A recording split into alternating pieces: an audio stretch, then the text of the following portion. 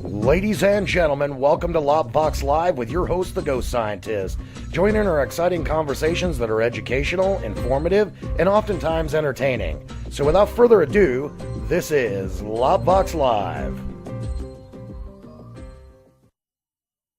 Ladies and gentlemen, welcome to Lockbox Live with your host, the Ghost Scientist. Today we have a very special guest with us. We're joined today by Walter Horstings, and today's show is going to be a very interesting show. We've gotten a lot of buzz on the Lunatic Outpost site. This show is going to be about thorium energy and about the possibilities of thorium energy being the next revolution in advanced energies and alternative energies in the future.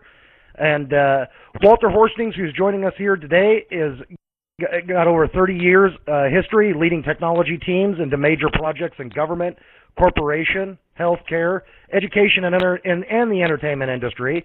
And Walter is also a California policy leader for EnergyFrontThorium.com. That's EnergyFrontThorium.com. And it's an advocacy for the development of thorium molten salt reactors.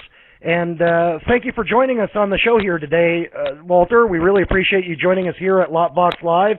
And, of course, our listeners have been looking really forward to this program. Well, Ghost, it is a pleasure to join you on this beautiful day in California. I hate to think of how cold it is back east, but it's certainly nice in Sacramento. Absolutely. It was really nice and sunny this morning when I woke up. So, today's program, I want to cover a lot of ground, and what I mean by a lot of ground is I want to cover about what this technology is, number one, where this technology stems from, and then lastly, where we see this technology for the future, and does it hold a real foothold for alternative advanced energy production in the United States or for North America in the future. So the first thing, I guess, the first question I want to have that I think our listeners and myself have is, tell us a little bit about what a molten salt reactor actually is. Well, a molten salt reactor was actually developed in the late 50s. It was a very small, compact, uber-safe technology. It was developed by the patent holder of the light water reactor that's in use worldwide right now for civilian power. And it was developed to be even smaller and more compact. In fact, their first experiment was to develop a power plant for a nuclear attack bomber. So if you can imagine a 2 megawatt power plant sitting in a nuclear bomber and a bomber flying around the world for 2 months at a time without refueling. That was the original thought that went into the molten salt reactor. And where does what is the fuel source that actually works inside of this reactor? What is it exactly? Where does it come from? How do we get it? Those kind of things. Oh, very good question. It's actually omnivore in terms of nuclear fuels. It can run on uranium, plutonium, and thorium. And probably the first working reactors will probably be developed using actually the nuclear waste fuel from light water reactors. And that's a long story we can get into during the show, but it can actually burn the nuclear power reactor waste that's sitting around the world right now. So, and you're talking about here the waste, the nuclear waste that's actually coming after the nuclear reactor itself has spent its own fuel source. We're talking about the storage material, the things that we're currently storing. Well, actually, light water reactors are so inefficient in use of its own fuel that only between 1% and 3% typically of a light water reactor's fuel is actually spent, actually burned up. So because they use solid fuel rods, the reaction actually poisons, makes it neutron incapable of reactions. So after the fuel burns to 1 or 3% burn rate, it has to be swapped out because it's not useful for the reaction any longer. So it's pulled out. So literally, we're having to think of ways to store nuclear waste for hundreds of thousands of years when we can actually be burning it and getting rid of it and by magnitudes. Which I think sounds fantastic. I'm sure the listeners would think that that's something that definitely gives this a benefit. What is thorium itself? Like, what exactly is thorium for those those who are tuning into the program that don't understand what thorium even is? What is thorium? Well, thorium is element 90. It's naturally occurring. It's very, very long half-life, is basically the age of the universe. So 15 billion years half-life is the half-life of thorium. Thorium is made inside of early supernova stars that then were exploded out into the universe. In the Earth's crust, it's as common as lead is. It's more common than, 4 times more common than all of the uranium that's found on the planet, and actually 500 times more prevalent than the unique isotope of uranium needed for light water reactors. So it's virtually a sustainable, unlimited source of nuclear power. And when we get into talking about some other issues of where it's found, it'll blow your listeners' minds how much is around. Yeah, I actually have read somewhere that they were talking about somewhere around 63 metric tons to every square mile. Is that realistic? Well, it has been said that a square meter, a cubic meter of soil, common soil, has the equivalent power in thorium of 180 barrels of oil in just common dirt. Wow, that's amazing. I mean, it's way larger than coal or any other substance that we're currently using to produce energy. So, I guess now that's kind of, people kind of have an understanding now, or the listeners have an understanding of what thorium is and what a molten salt reactor is. Why aren't we using this technology in the United States? I mean, tell us about what the U.S. policies are on this type of technology and where that seems to be going.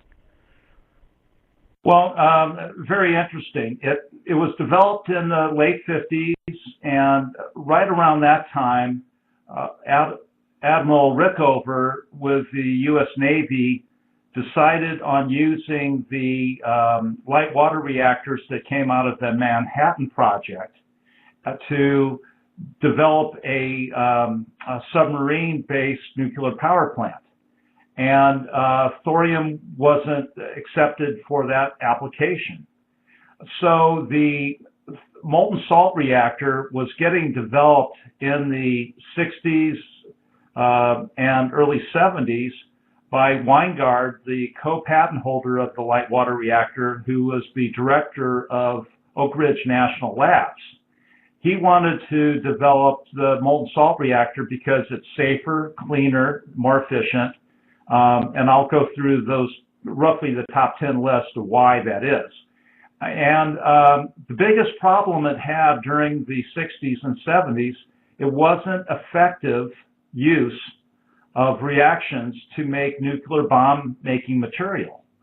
So it couldn't power submarines. They already picked their power supply. And it couldn't make bombs. And during the Cold War, there wasn't much need for a clean, uber-safe reactor.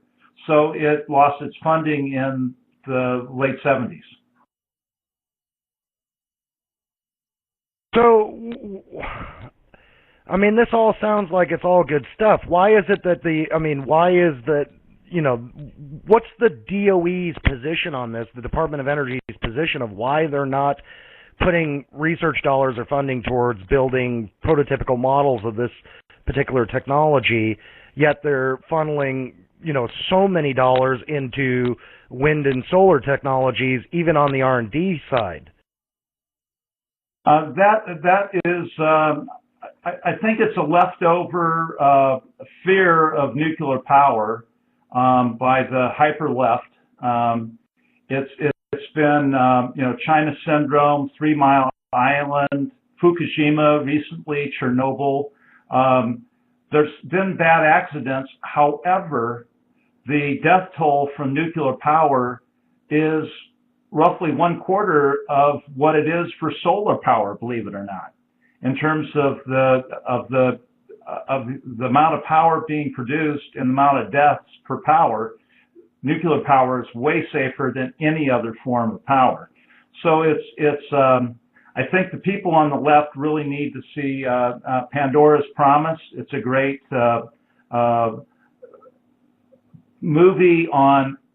documentary on why nuclear power needs to be looked at by the left for a solution to our problems. In terms of where we're going, the Department of Energy, believe it or not, has given the keys to the kingdom of China to develop the molten salt reactor with thorium to China. And China has a $1 billion crash program going on right now with over 180 PhDs working on this. And at the same time, though, the DOE is suppressing U.S. researchers publishing information on molten salt reactor chemistry, on information that they have given China. It is incredibly crazy what's going on with this current administration and the Department of Energy. It's nonsensical. One must assume that the uranium interests in the country are squandering our research efforts in that area. The Navy right now has an $8 billion wind farm, development plan. 1/8 of that, $1 billion, is all we need to kickstart the thorium molten salt reactor development in the United States. So what are they claiming as the safety issues to this particular technology? I mean, I take it that they must have. I mean, they can't just say, hey, you're not going to be allowed to build this prototype. You can't do this. You can't do that. I mean, that's not really how it works. So from the Department of Energy standpoint, what are their concerns? Have they given a list of safety issues that they say once these particulars are followed through and you can show this through either, small stage prototypical model build outs or something along that lines, that we're going, we'll look again at possibly funneling R&D development and project dollars or, congressional mandated dollars into this type of a project? Well, it's actually a little even worse than that. In roughly 1982, the EPA classified thorium as a radioactive material, which it is. It's only mildly radioactive. You can carry pounds of it around in a backpack for your entire life and not get hurt by it. It is less radioactive than granite countertops or the radon gas coming out of a gas cooktop in your kitchen. It's actually less radioactive than a potassium in a banana. And what is going on right now is that because thorium is found with rare earth elements are used for all the major green energy, like neodymium for magnets and supermagnets, lithium for batteries and electric cars, and several of the materials going into solar cell generation comes from rare earth elements rather. So what's going on with rare earth elements is that because thorium is found with it, it has to be sequestered and tossed into tailing ponds as rare earth elements are being mined in the United States and in around the world. What's going on is that because of our antiquated EPA rules on thorium, we have literally given China a monopoly on rare earth elements refining, processing, and production. So what we have right now is a little $2-3 billion industry that's wagging the tail wagging a $4 trillion economic engine of the world. If you are making solar windmills, for instance, like GE, you have to relocate your factories to China to get sourcing on the rare earth magnets. If you want X-ray machines like GE X-ray division, move to China because they need big magnets in their X-ray machines. So what we're doing right now is giving China the keys to this century on just a dumb thorium EPA regulation. In fact, there's a bill, Senate Bill S-2006, that just got introduced by Manchin and Blount, I think, Blount or Blount, and it just was introduced last week or so. That's going to hopefully change how we approach industrial policy with rare earth elements and hopefully thorium as a future energy source. Well, and I also heard, I mean, I've read this before in other talking papers and also have heard this from other scientists in the field that, I mean, China has like 94% or they hold 94% of the monopoly on rare earths. Why is that? I mean, as far as I've heard from other geologists, we have more than they do. So what is this hold that they currently have on that, or the monopoly that they have on? It is simply the EPA rulings, Ghost. It's if you don't take care of thorium in a very, very sequestered way, you're not going to do anything with rare earth elements. So they're finding it easier to just ship the raw materials to China and let them process it versus having the United States develop a unique processing chain and properly environmentally take care of the processing with good environmental stewardship, which the U.S. is very good at doing. It's just that somehow the anti-growth green side of the environmental universe is totally shutting down industry in the United States. It's just crazy right now. So, here you have this technology, and we've had these discussions on LOPbox, live before about, the United States' approach to alternative energies and to alternative energy technologies. And, here you're sitting on this technology that has a real potential to be the next wave of advanced alternative energies, for this country, and also sounds like it could be a huge benefit to creation of jobs. I guess I'm still asking the question. I think the listeners are still asking the question too. What's behind this? Is there a driving force that is basically that is keeping this out? I mean, is there a way to put a finger on what exactly is stopping this type of technology from coming to the United States? Well, what's stopping the technology coming from the United States is the environmentalists have a total stranglehold on the administration and a lot of Congress and a lot of the courts. So nothing is getting done in the United States in advanced energy except for the occasional nuclear power plant. It's just, that's based on the light water reactor, but now called the small modular reactor. And it is totally crazy. I want to really just digress a little and talk a little bit more about the molten salt reactor, of how revolutionary it is, if I may. So absolutely.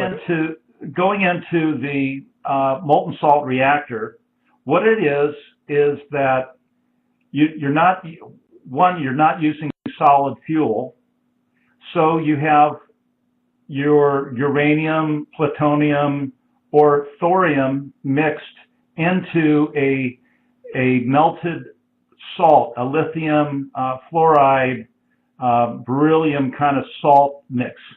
And the chemistry is still being played with a little. We haven't updated it since the 1970s in terms of the chemistry, metallurgy for this. But essentially, you're talking about a molten salt core that self-breeds uranium out of thorium. So it's like a fuel mix that is burning and burning and burning and keeps burning all the bad stuff up that would normally cause a solid fuel rod to have to be yanked after 1 to 3% of burn. Well, in the molten salt reactor, what happens is you're online processing out the xenon gas. That's a huge inhibitor of neutrons in a reaction. So you're pulling off the anti-neutron poisons, so to speak, of the reaction. So you're getting an efficient burn. You're not shutting it down at all. What's also taking place is that you're dealing with low pressure, high temperature thermal transfer. So in a light water reactor, you're having to take water and put it under pressure of up to 150, 160 atmospheres. So what's really a problem with that is that even then, your water only gets up to like 300, 350 degrees maximum under all of this pressure. If you got a leak, you've got a steam gas explosion that rips buildings apart. So you have to build a $1 billion containment dome around this reactor. That's costly, takes a lot of time, a lot of space. So in a molten salt reactor, it's low pressure, high heat, meaning 7 to 1,000 centigrade in temperature, and it's at least a third more efficient in heat transfer to other processes. So your steam generators can, instead of being these massive steam generators that have to take a relatively low thermal source of energy from a water reactor, you now can go down to like a helium generator set, or even the new experimental supercritical CO2 generator sets that are very, very small. So suddenly you're able to shrink this whole thing down, and without a containment building. And the beauty of it is it's self-regulating reaction. So as the salt gets warmer, it expands and the reaction slows down.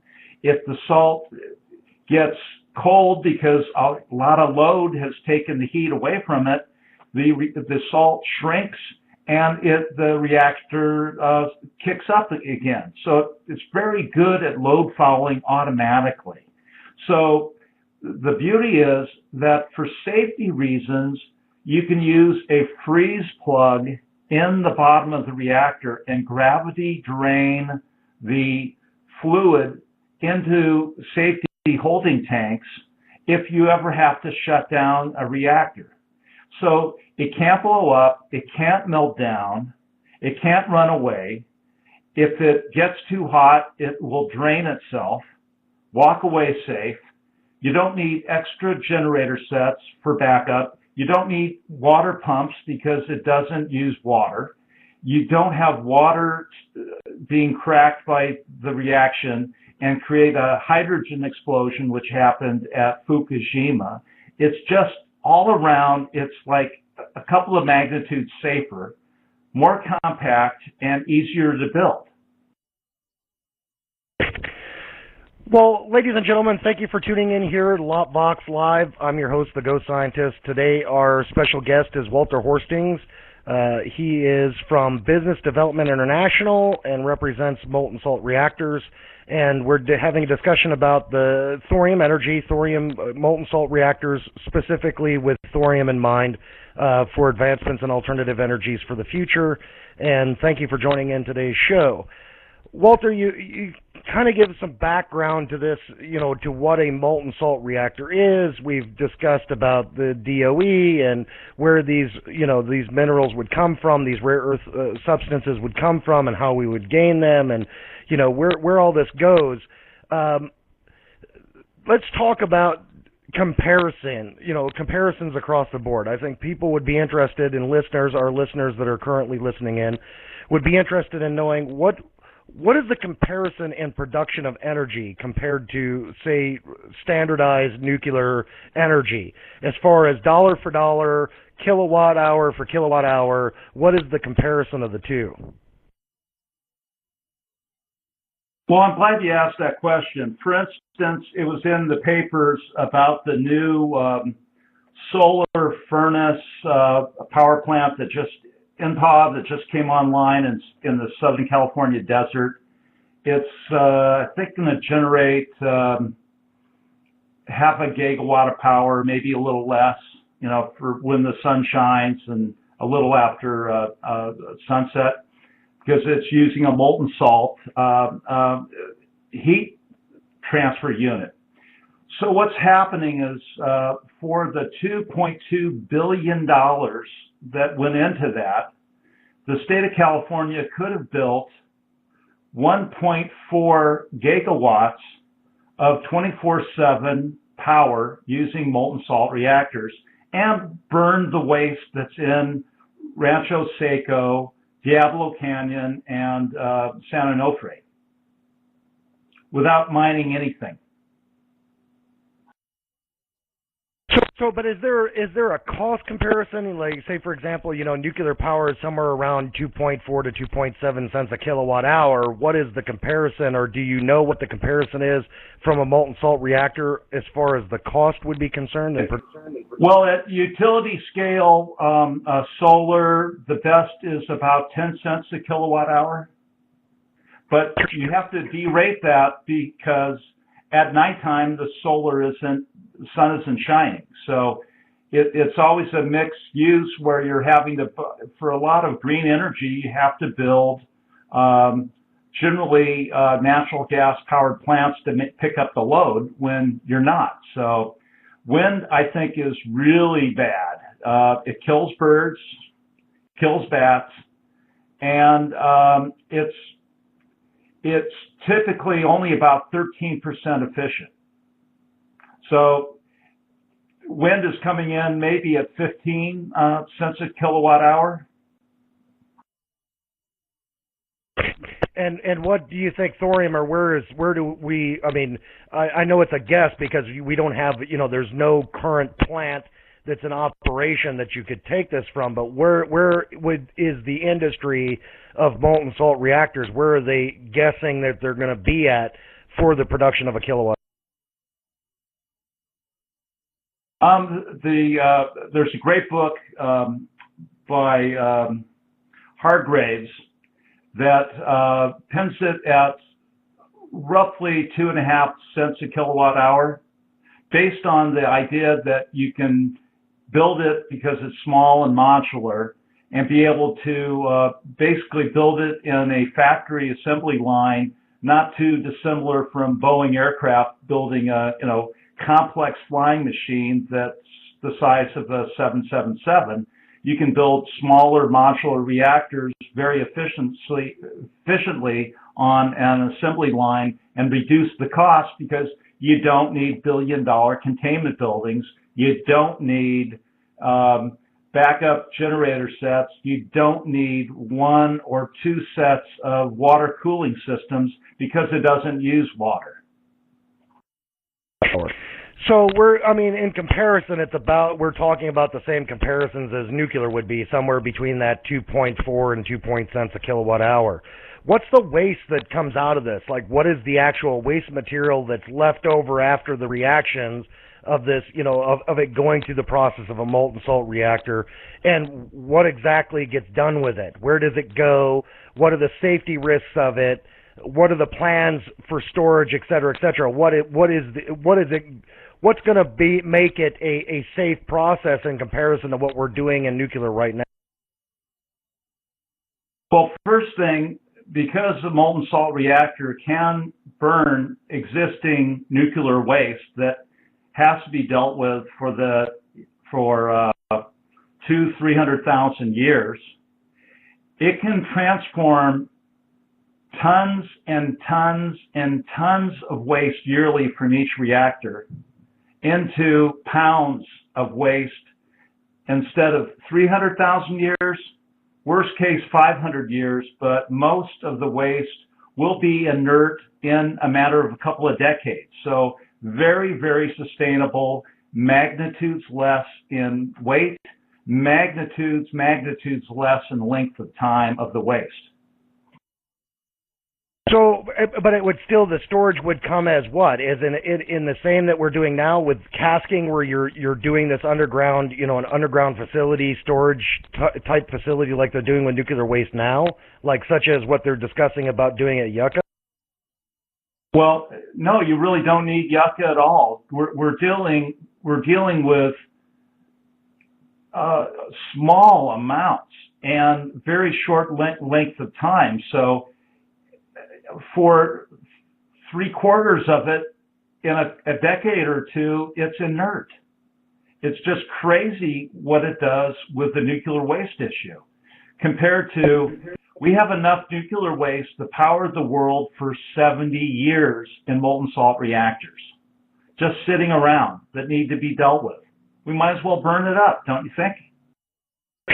So you would utilize the nuclear waste that's currently in storage now, and then still use the same facility, except you would use a lot less of the storage facility, but you would still use the same facility to storage the material that's coming out of the reactor after it's already gone through the process.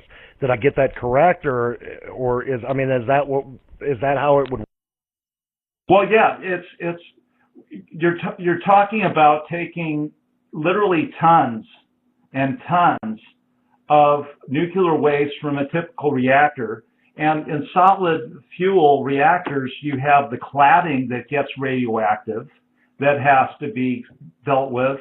In a molten salt reactor, you don't have any of the cladding issues at all, any of the coatings on the actual pellets. What you're dealing with is strictly liquid fuels, and it keeps burning and burning and burning. It keeps cycling through all the nasty stuff until it's gone. It really minimizes it down to a micro footprint of what the current world is like. To get a ton of nuclear fissile material for a light water reactor, you have to start with 800,000 tons of uranium ore to get down to 1 ton to burn in a reactor. With thorium, because it's so highly enriched, highly concentrated rather, it doesn't need enrichment. It's just sitting around. Actually, the beaches of India are a great source of it. Our tailing ponds for the green energy is throwing away thorium for making car batteries, solar panels, and windmills. And thorium doesn't even have to be mined. It just needs to be picked up and lightly refined to be used and burned. We're talking hundreds and hundreds of years of clean, safe power. So in this process, in the process of a molten salt reactor, do we get the same type of things that you get in nuclear reaction, which is the production of the high density iodine, cesium, the radioactive materials that we get in that same process, like the radion gases, the xenons, the tritium, all those different things that we get in nuclear reaction? Are we getting those same? Are you dealing with those same types of reactions in the process? Well, xenon gas is just allowed to be siphoned off online while the reactor is going, so it never becomes an issue. You never have to shut down the reactor. The other beautiful part of the whole modular molten salt reactor is, instead of having one huge, massive light water reactor with all this expensive plumbing that can leak and you have to have this pressure dome and all these other things, you can have a series of small 50, 100, 200 megawatt molten salt reactors and keep running them. And if you have to do something to the power plant to fix one unit a little or adjust it, you're not losing your entire power station because of a problem.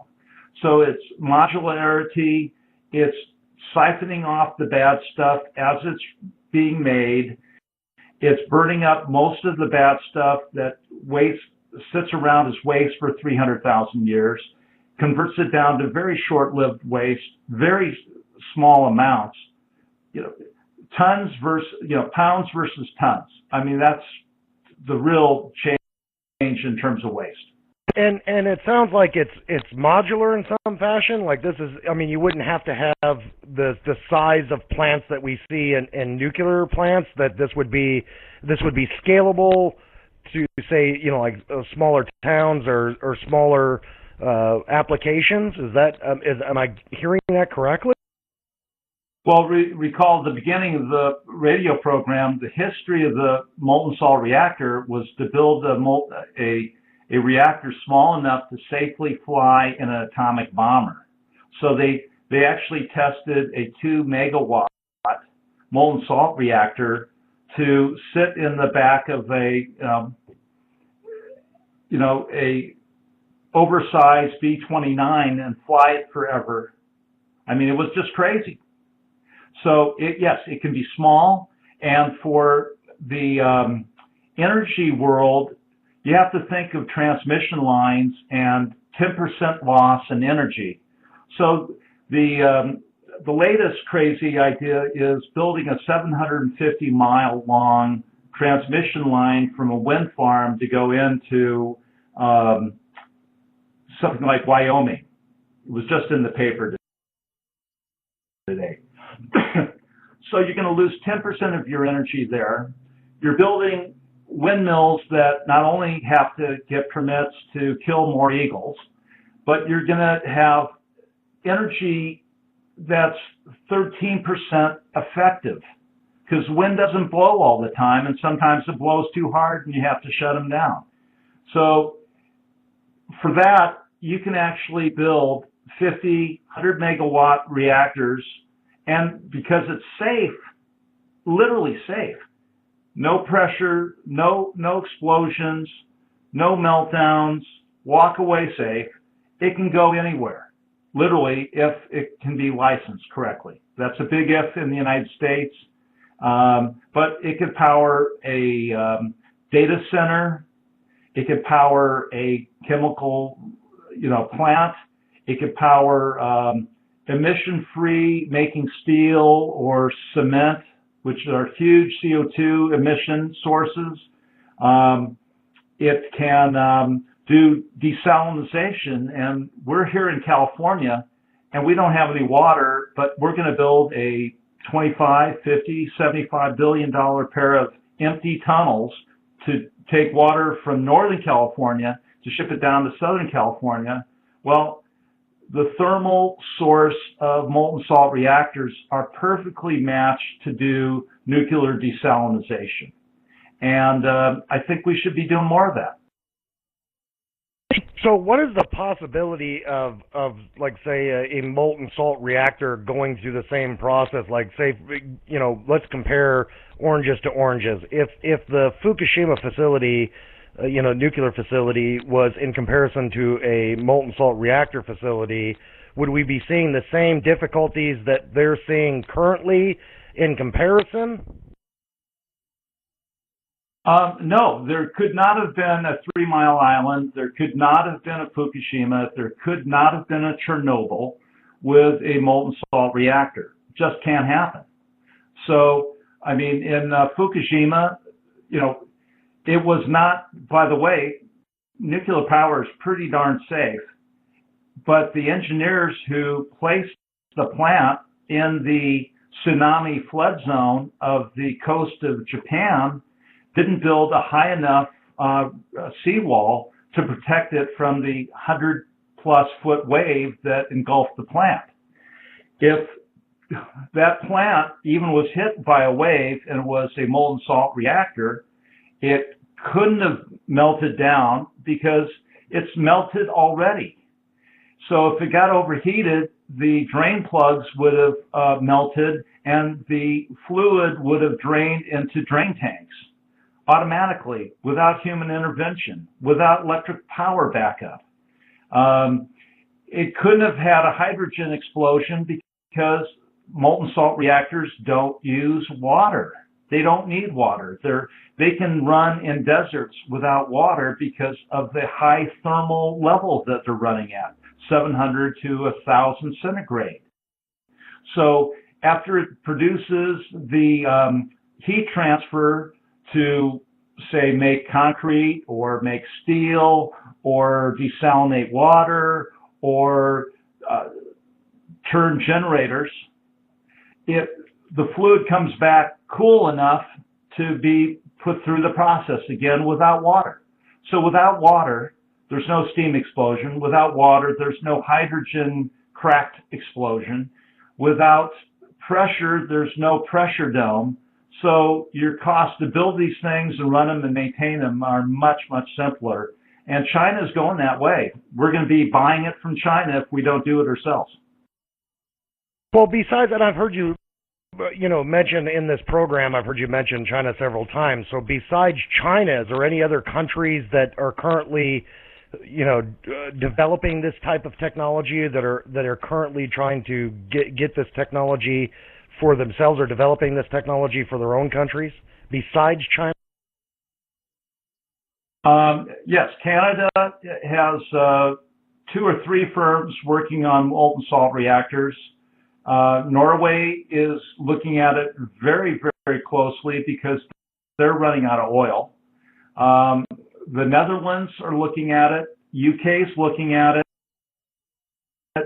And India is majorly looking at thorium because literally all they have to do is refine their beach sand to get all the thorium they need to run that country forever without any emissions.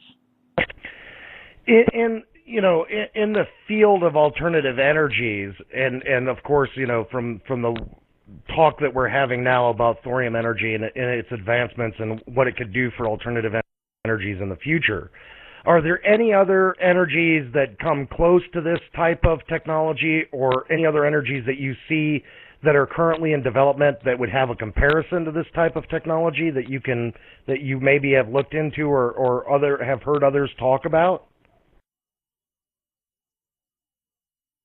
Well, nuclear energy is 1 million times denser power than fossil fuels. Fossil fuels are able to run 24/7 a day versus solar or wind that are variable on the sun shining or the wind blowing. So in terms of energy density for 24/7 power, the only thing that will exceed nuclear power is molten salt reactor nuclear power because it's 100 times more efficient burning the fuel. It burns 99% of it versus 1 to 3% of it. It also has much less waste, so it's better on all regards. It's cheaper to build, it's safer, etc.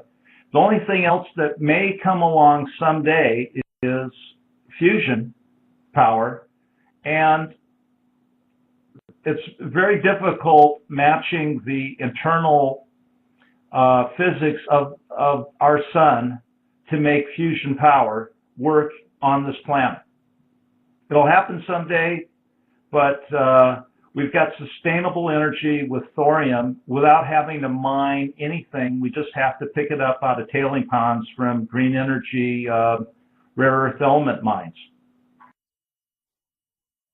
So, what do you think as far as policy goes, U.S. policy goes, in the from not only the Department of Energy but from the EPA, who of course would be involved in trying to get this technology approved for development here in the United States?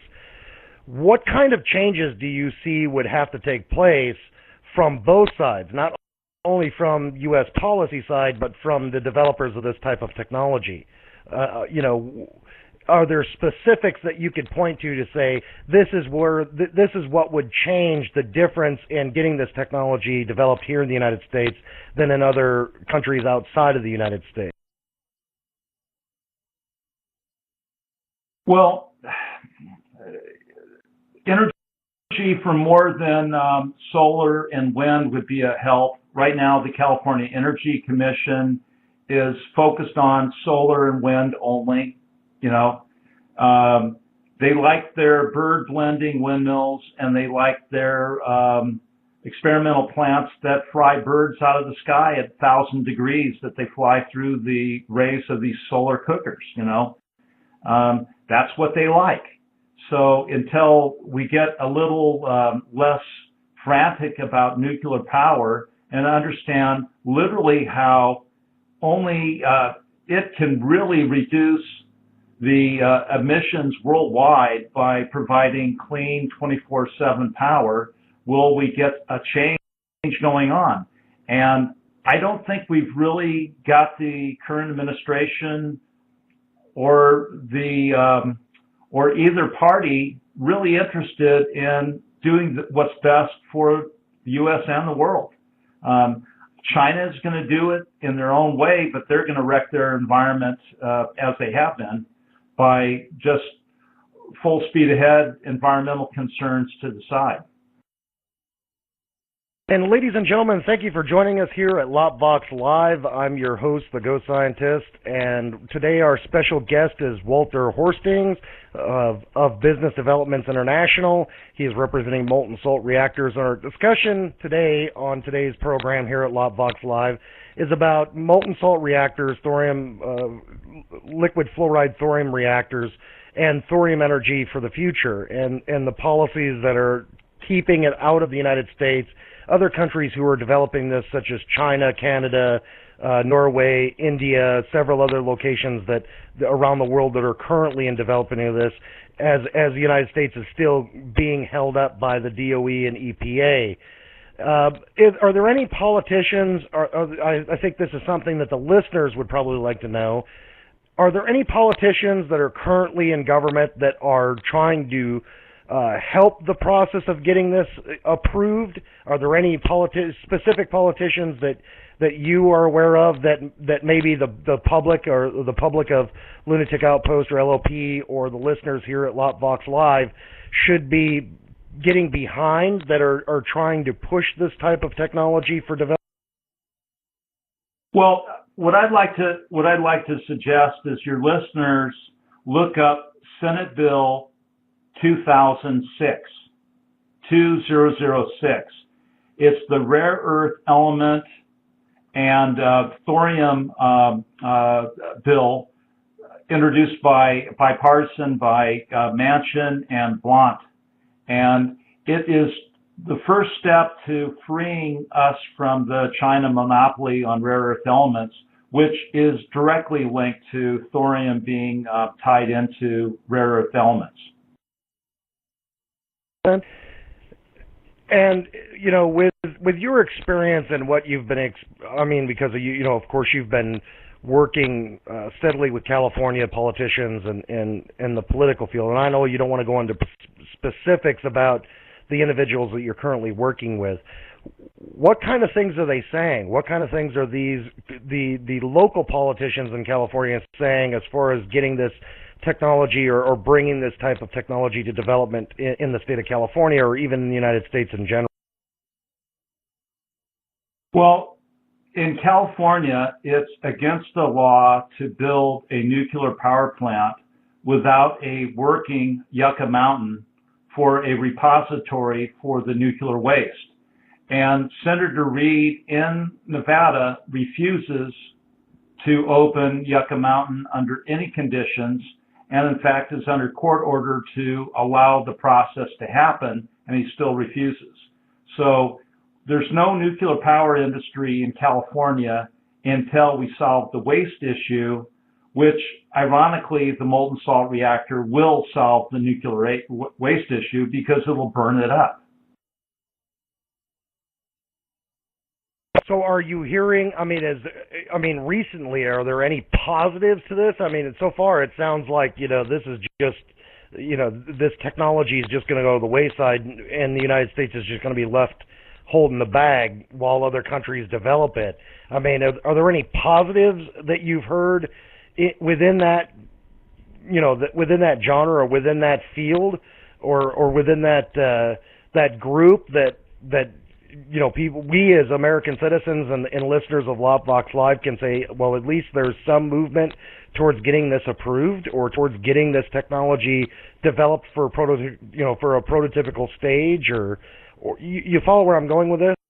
Yes, I think the most important thing United States citizens can do right now is to support Senate Bill 2006. So if you can reach out and talk to anybody politically connected, it's going to help the green energy movement because we can bring green energy production back to the United States instead of buying it from China. And it will open the doors to allow a independent chartered development bank to develop thorium power without being kneecapped by the NRC and DOE. So, the DOE gave all of our technology from the 60s to China for the molten salt reactor. They're developing it. Canada's developing it. I have nobody in the United States to go to work with in terms of developing molten salt reactors for desalinization, vertical markets in the Middle East and Chile and Indonesia where people need clean drinking water and emission-free power. And we're going to be left behind without a change of mind in this country. We're going to be buying expensive power from China versus owning inexpensive power ourselves. Well, in the initial stages of development of this technology was done at Oak Ridge National Labs. I mean, is Oak Ridge National Laboratory or any other national laboratory that you can think of in development of this type of technology, or they have simply decided that they're not moving forward with developing it any further?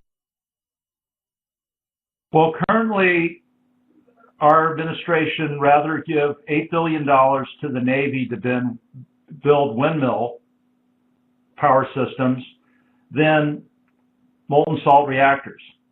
It doesn't make sense to me, but that's what we're doing.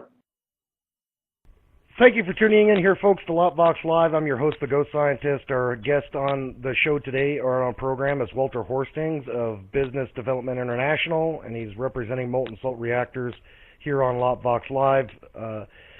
We're getting towards the top of the hour, and I noticed that one of our longtime listeners and guests of the show and in channel, Entropy, is here in the channel today and on the program.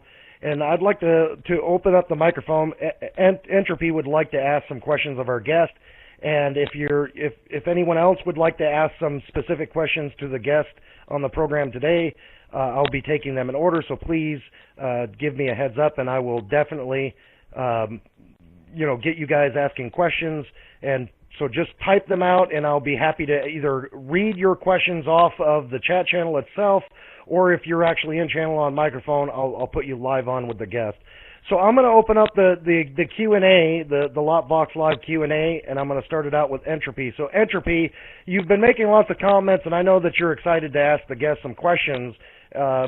Please go ahead and ask Walter what would the questions that you have that you'd like to have answered. Hi, Walter. How are you? I'm doing good. Thank you. Hi, interesting show. I agree with everything you said. I just one point that I probably want to go to, though, Have you looked up any of the lobbying efforts that affect the legislation that's happening in Washington, D.C. concerning this issue, as well as the policy of the Department of Energy and the Environmental Protection Agency, and trace the money back to where it's coming from? Because the reason I'm asking is, let me turn my mic down a little bit. Go ahead, Andrew. Okay, thank you. Sorry, I had some technical issues with the mic here. The reason I'm asking is you mentioned a book that sort of paints liberals and Democrats and the left as all being against this. However, the biggest opponents to nuclear power in the United States has been the fossil fuel industry, namely the coal and nuclear power energy, who are the biggest sources of electricity in the United States. Approximately half the nation's electricity comes from coal. CONSOL is one of the biggest lobby groups of the energy industry in Washington, D.C., and the coal industry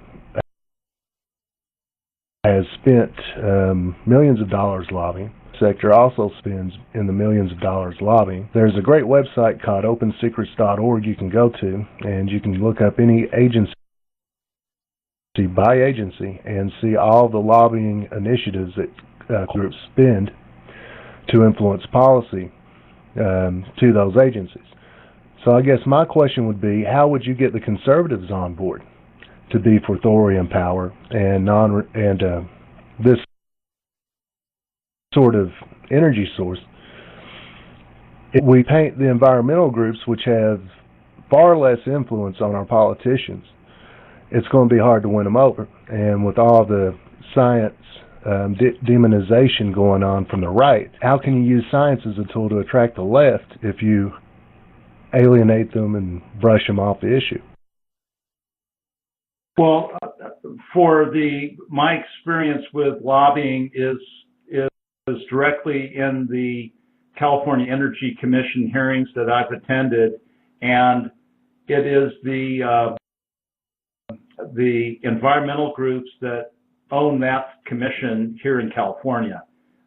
They're very anti-nuke, and that's my experience with California.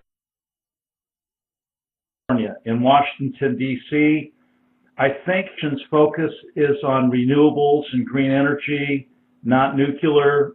They're playing lip service to nuclear right now. The coal lobby is certainly under pressure from the administration in terms of their carbon emissions. I think molten salt reactors might actually be a win source for them in terms of helping them hydrolyze coal into liquid fuels, a much cleaner source of energy because of its thermal footprint. So I would say overall, we've been, in terms of the energy from Thorium Foundation, which I'm a California policy lead for, and I'm aligned with the Thorium Energy Alliance that's been doing a lot of the lobbying in Washington, D.C. for this rare earth element and thorium development bank. It's across the board. It's really up to people with a logical approach to dense 24/7 emission-free energy that's going to make this power go forward. And unfortunately, right now, the U.S. just ain't in the game at all. It's happening everywhere but the United States. And it's a lot based on the NRC's 40 plus years of being safety first and no changes in the menu of the playbook of light water reactors. The director of Oak Ridge National Labs, Weinberg, who's the co-patent holder on the light water reactor, was fired because of his focus on molten salt reactors being safe for civilian power.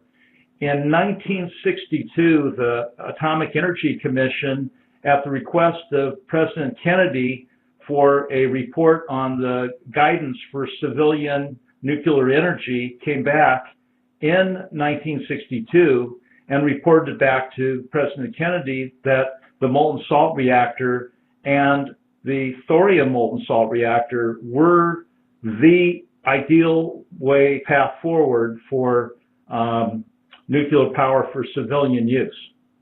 And because they couldn't make bombs during the Cold War, it didn't get funded.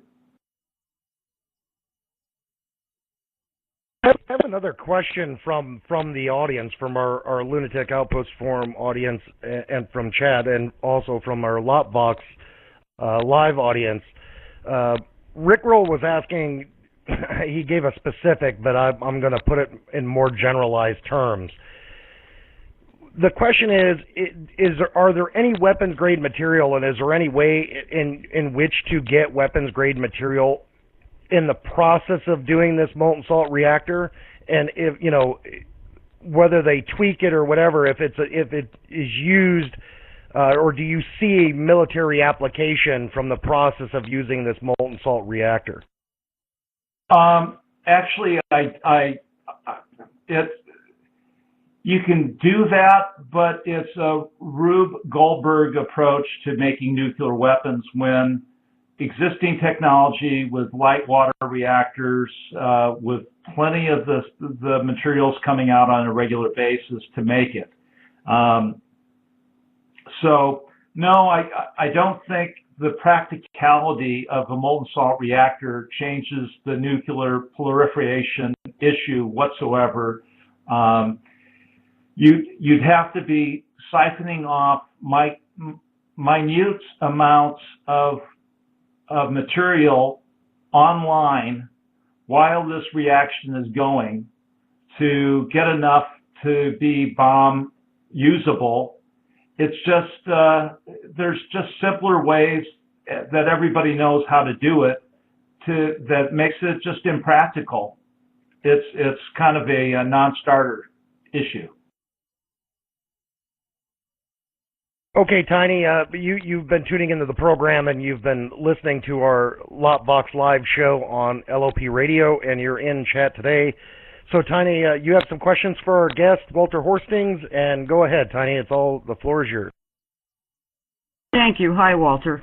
My question is kind of a long-term thing. I'm listening and reading, and I see the benefits of this do outweigh the risk in the short term, but my concern is it has to be taken out of beach sands, monazite, and what is the long-term effects down the line on our ecosystem, on our oceans, our beaches? Well, a very good question. The neodymium that goes into supermagnets for windmills comes from rare earth elements. The chemical compounds that go into making solar panels come from rare earth elements. The lithium for batteries in Tesla cars and laptops come from rare earth elements. And what's happening is thorium is being tossed into tailing ponds because it's slightly radioactive. So there's enough thorium sitting in tailing ponds of rare earth element mines to power civilization at 2 to 4 times our current energy rate for hundreds of years right now sitting around on the ground. So we'd be cleaning up the environment by using it. Ladies and gentlemen, welcome to Lopbox Live. I'm your host, The Ghost Scientist. Today our special guest is Walter Horstings of Business Development International. He's representing molten salt reactors, and we're currently doing a Q&A with the Lunatic Outpost members, as well as LOP Radio members and Lopbox Live members. So I'm going to bring us, this brings us up to Liberty, who happens to be one of the engineers of the program. So, Lib, go ahead. You have some questions for our special guest today, Walter Horstings. I do. I have a comment and a question. First, I'd like to thank you very much, Walter, for speaking with us on LOP Radio today. I'm a biofuels enthusiast, but I try and stay open-minded to alternatives. I don't know if there's going to be any one solution necessarily that will solve the energy issue, and a combination of safe, sustainable systems will likely be the answer. The problems that we've seen in the past are corporations that wish to control their technologies either through regulations to keep smaller interests out of the market or through systems so expensive to operate, the average person really has no chance of starting an organization that can compete without substantial financial backing. Unfortunately, these mega corporations that maintain control of the energy markets are found wanting in integrity and accountability, with their main concern focusing on monopolizing the playing field and eliminating competition, not the least of which keeping the technology out of the reach of the average citizen, ensuring a system of metered energy wherein the corporation sets the price, which is often wildly out of proportion to the cost of it to create. To keep these profits safe, the regulations are allowable contamination and maintenance standards are allowed to be adjusted rather than the money spent or the work being done to actually keep the systems in good repairs. A flawed trade-off with dangerous and often deadly results, some of which are not and will not be known to the public for some time to come, as mainstream media is bought and paid for, as we know. Thorium appears to be an interesting alternative to our current nuclear programs, and the possibility for using waste from these current systems in an efficient manner would be a win-win if the information that I'm looking at is correct. My question is, given the total systems failure that we saw with Fukushima, I've read up on some of the safety measures that we have available with the thorium, and it appears that there are passive safety systems, kind of a dead man's switch. Can you go into any detail about how these systems work and how they might be more effective than what we saw at Fukushima? Yes, I can. Fukushima literally would be impossible with the molten salt reactor for several reasons. One, the reactor is self-regulating. So if it gets hotter, the salt expands, the molten salt element fluid expands, and the reaction automatically quiets down. Secondly, if the reactor overheated for whatever reason, there's a fan-cooled freeze plug design where if it lost power, then the fan would stop blowing, cooling the freeze plug. The freeze plug would melt, and the fluid would drain into dump tanks, safety dump tanks. So Fukushima could not have happened. The Fukushima also occurred because it couldn't cool the reactor piles, and because the reactor piles couldn't be cooled, water was getting in and cracking into oxygen and hydrogen, and you had hydrogen explosions multiple times with the reactors. That again cannot happen with a molten salt reactor because it doesn't need to use water. It doesn't have water in its cooling system at all. It's a very inert fluoride amalgamation of chemicals that doesn't react to water or air at all. So it's very inert. And then I saw a question about how big of a, let's say you had a total failure of the reactor fluid system and a pipe broke. All you would have is a couple of square meters of frozen salt, because it would cool and harden on the floor of the reactor vessel itself. So it can't go in the air, it can't blow up, it can't melt down, it's already melted. All it can do is freeze. So that's the safety issue there.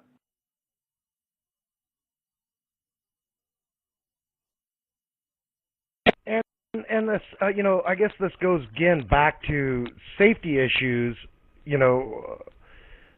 What is the NRC discussing about this as far as the safety focus goes? What are they saying is their holdup from from putting out a safety, some sort of a safety protocol per se to this type of technology?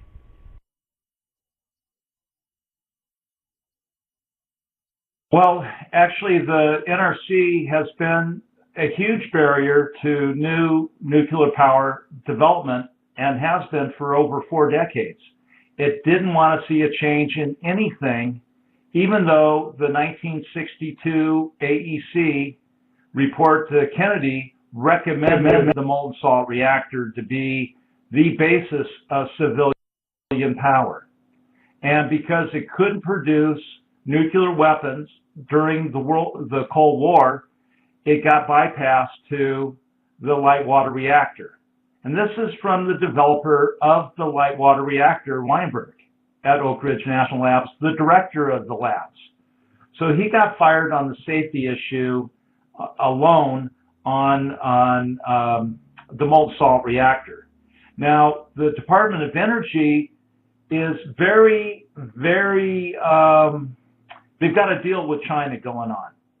We're co-developing it, quote unquote, with China, but China's going to walk away owning our intellectual property of the molten salt reactor by the time they invest a few billions of dollars and develop their own working prototype for it. And suddenly the world is going to be buying from China something we invented 50 plus years ago. It is nuts. It's crazy. And, your listeners really need to tune in to this key thing, because if you want clean water and power for the world, this is a great way of doing it. What's your view on the, India currently, they're going to be building, they're going to be the first actually to build a major thorium-based nuclear reaction system. What's your view on that? And where do you see India going after that? Well, India, I think, is going to be using thorium as a solid fuel rod component, and in a light water reactor. So it's slightly improving the octane, so to speak, on it, but it's not the transformational shift of one being a molten salt reactor for the safety, the walk-away, non-blow-up, non-meltdown, and the energy efficiency of burning all the fuel that the solid fuel basis won't.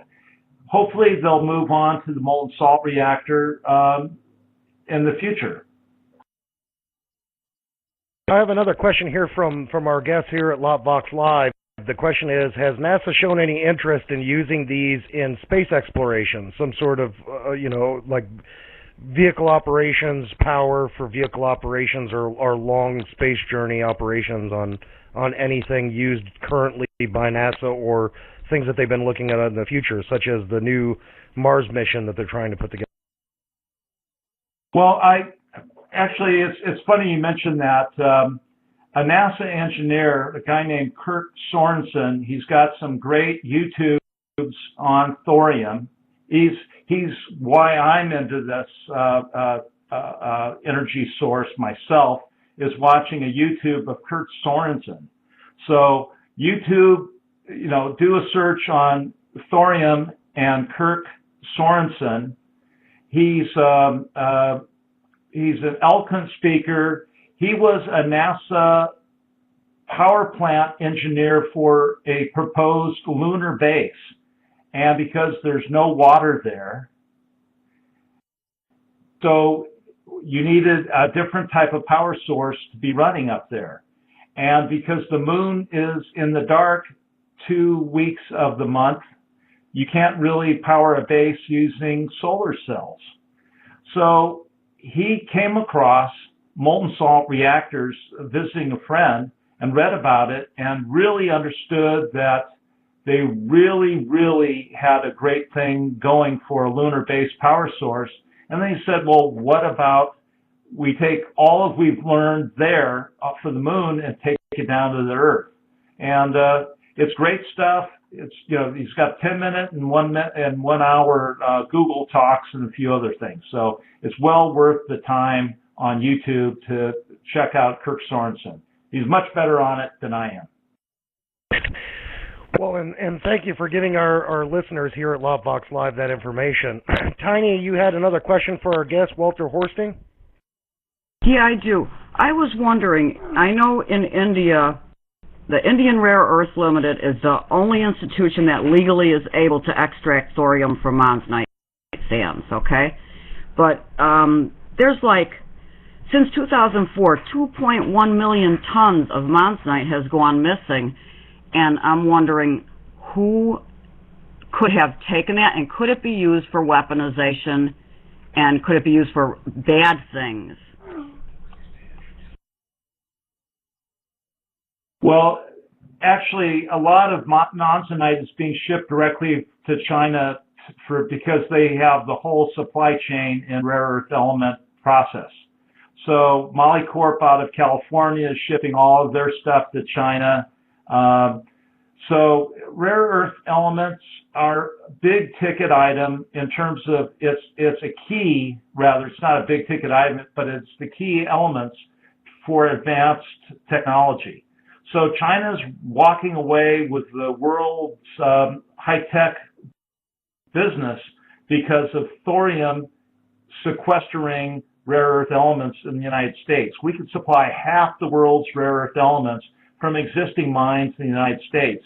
It's not a problem. It's just the thorium EPA regs that are killing us right here in the United States.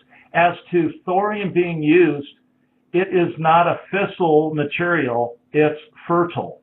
It needs neutrons to impinge upon it to then slowly transfer into eventually uranium-233 that can be fissiled. So it can't be used in a bomb directly.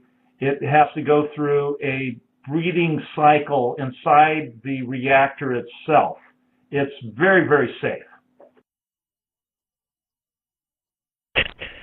And we're here at 15 minutes after. This is Lovebox Live with your host, the Ghost Scientist. Our guest on the program today has been Walter Horsting of Business Development International, and he is representing molten salt reactors. And we've been discussing about molten salt reactors, specifically about its development by other countries and why it's not being developed by ours, and the potentials, the risks, the cons. So you've talked very positively about this technology, Walter, and I have a question of my own. My question to you is, what are the cons in this? Are there any cons in this that you see? I see the biggest cons in the United States is the anti-nuke crowd is so prevalent.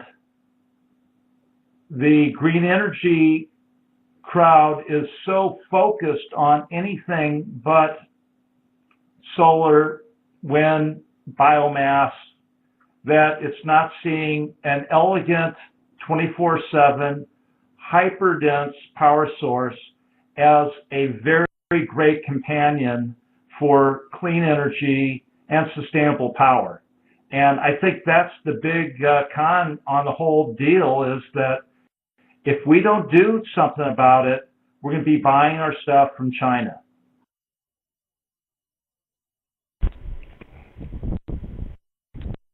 And we're quickly getting towards the bottom of the hour. We're going to be wrapping up our interview, and our special guest today, Walter Horsting of Business International, of Business Development International, representing molten salt reactors.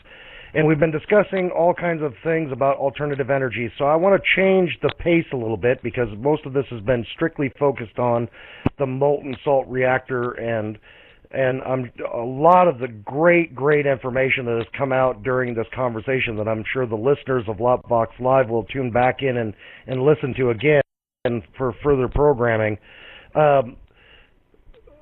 Walter, even in all this, I guess give us a little breakdown, what got you personally involved? We didn't cover that because we kind of went directly into the technology and what the technology represents and the pros and cons of the technology here in the United States. I think our listeners would be interested in hearing from a personal standpoint, how did you get involved in this specific subject, and what drew you into it, in the way in which you're adamant in the way in which you're presenting this technology. I think our listeners would really like to know. Well, I started reading Scientific American. It was actually my Christmas wish list only item in third grade for a 3-year subscription to Scientific American. So I've been reading about science since third grade. I've been in technical fields representing companies on technology. And literally, I heard this YouTube by Kurt Sorensen on thorium. It got me hooked. And that's why I'm doing what I'm doing now.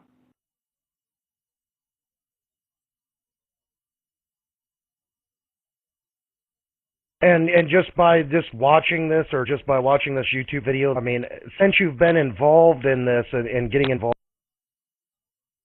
with the molten salt reactors, of this from the way of, as from a bad standpoint, has your group or anyone that you've known of from your group been threatened by Department of Energy, EPA? We always hear this, especially being that Lunatic Outpost is a conspiracy theory site. From a CS way of looking at it, from a conspiracy, or CT way of looking at it, from a conspiracy theory way of looking at it, have you heard anything like this from the background of it? Like people being threatened? Oh, yes. Actually, the Department of Energy and DOD threatened some chemist friends of mine on publishing information on the chemistry of molten salt reactors. So there's a ongoing suppression of of MSR research in the United States by the DOD and DOE. It's ludicrous. It's treasonous, I think, and I think we need to change this.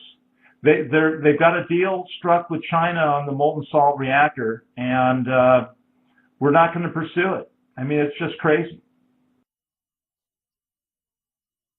But have you specifically been approached? Have you had anybody tell you specifically they've been threatened in the process of trying to get this technology out? Yes. I'm referring directly to a chemical engineer friend of mine that's been told jail time if he publishes his chemistry on molten salt reactors. And this is stuff our DOD, DOE has given China to develop the Oak Ridge National, intellectual property that our taxpayers have paid for. Wow. I don't know if anybody else finds that shocking, but I find that extremely shocking that they would have... So they're saying that he can't even publish? He's not, like, say, for example, if he was to choose a peer-reviewed journal outside of the United States, they would still threaten him with it? They have threatened him.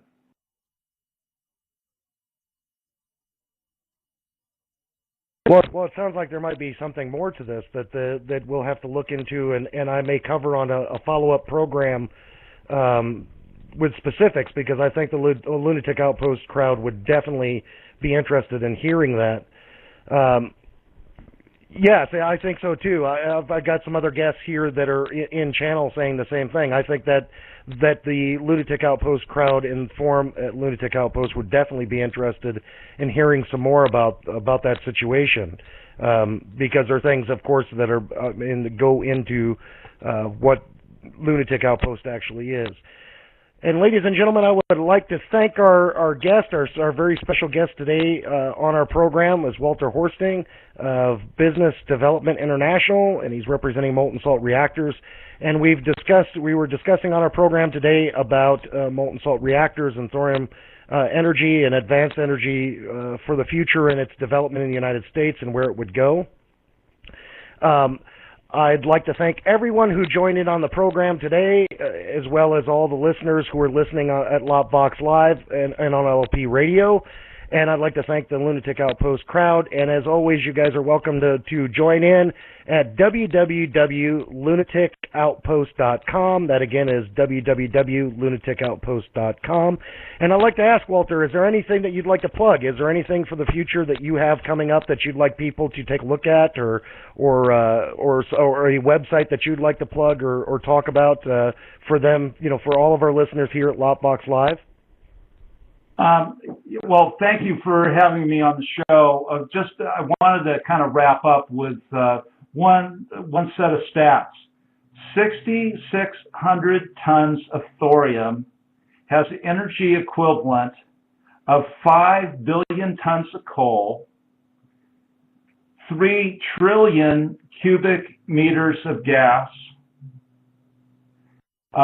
31 billion barrels of oil, 75,000 tons of uranium burned in a light water reactor, and that's the equivalent of the yearly global use of energy on the planet. So 6,600 tons, and we can pick that up from tailing mines. So it is just amazing energy source, 24/7 clean, no emissions. And to find out more about it, Google energyfromthorium.com and the Thorium Energy Alliance and the Weinberg Foundation, UK-based thorium group, and they've got all the information I've been talking about. Thank you, Ghost. I really appreciate you having me on. Well, thank you again, Walter. We really appreciate Walter Horstings being part of our special guest here on Lockbox Live here this Sunday. And we would like to let everybody know that our next Sunday's guest right here live at Lockbox Live is going to be Dane Wigginton. That's Dane Wigginton of geoengineeringwatch.org, live on air with Lockbox Live next weekend, next Sunday, 3 to 5 p.m. PST. Tune in live right here, Lockbox Live on LOP Radio. And as always, from your host, the Ghost Scientist, good journey.